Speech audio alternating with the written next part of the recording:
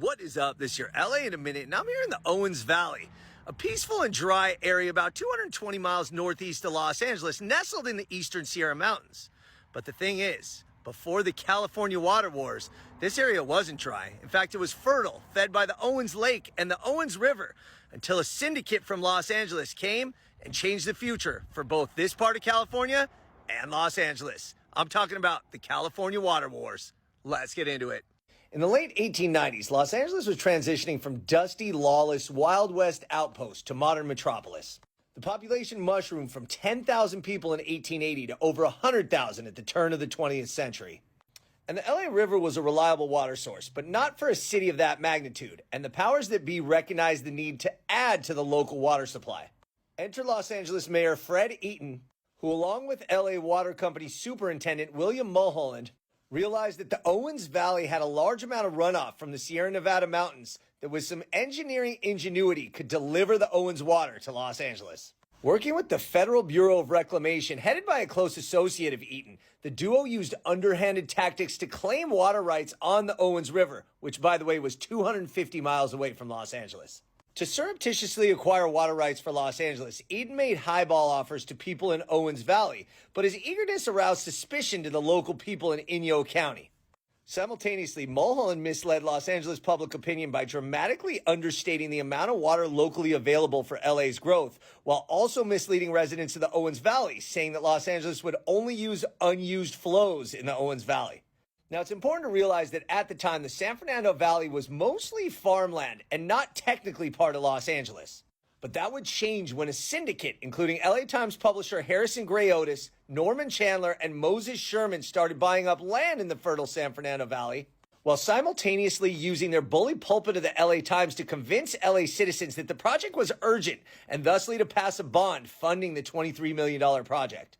Even President Teddy Roosevelt got involved and signed an act of Congress to give water rights to Los Angeles, de facto facilitating the project. The syndicate had a vision for Los Angeles to become a metropolis, but it couldn't happen without water. The LA River only had water for 100,000 people. So William Mulholland recognized that the eastern Sierras fed the fertile and lush Owens Valley, and that they could build an aqueduct to drive the water down to Los Angeles using just gravity. Now, make no bones about it, the aqueduct ended up being a true marvel of human ingenuity and engineering. A 233-mile project through the California mountains and desert that took more than 6 years and required more than 2,000 workers and the digging of 164 tunnels. When the aqueduct was completed, it was a celebration for Los Angeles. The LA Times ran the headline, "Glorious Mountain River now flows to LA's gates." The project also depleted the Owens River and decimated the Owens Valley. Behind me is the Owens Lake. I wish I could convey the scale of it, but the thing is 100 square miles. It was one of the largest freshwater lakes in all the United States, all of North America. And then as it slowly drained over those 13 years, it became mostly just mineral remains and dust. Finally, by 1923, farmers and ranchers in the Owens Valley formed an irrigation cooperative headed by Wilfred and Mark Watterson, owners of the Inyo County Bank.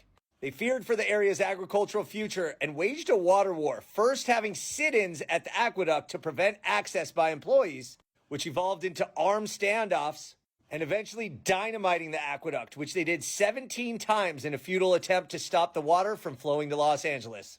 For the next few years, the conflict continued, and Wilfred Watterson presented the LADWP with two options: to pay the citizens of the Owens Valley $5.3 million in reparations, or to buy out the entire valley for $12 million.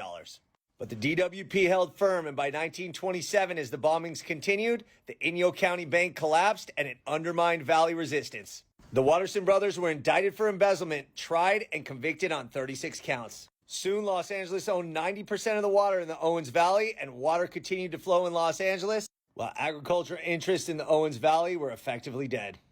Diverting the water didn't just make this area dry, it also caused health problems. Minerals and dust would kick up from the former streams and lake beds and cause respiratory problems for residents for hundreds of miles around this area.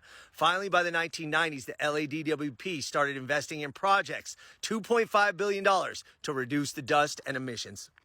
So the Owens Valley today is still beautiful, just a different type of beautiful from when it was fertile, lush, and full of water in the days before the California water wars. All right, LA, it's been